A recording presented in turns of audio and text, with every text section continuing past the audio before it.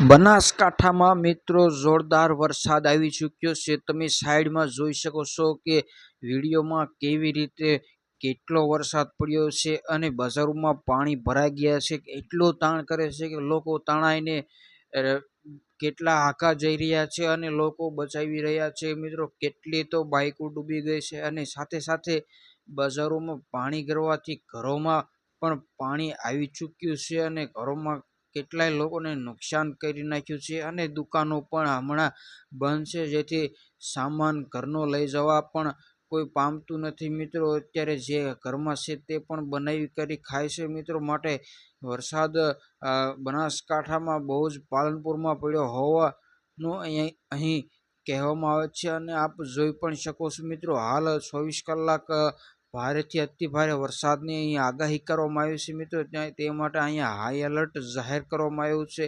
પાલનપુરમાં આજે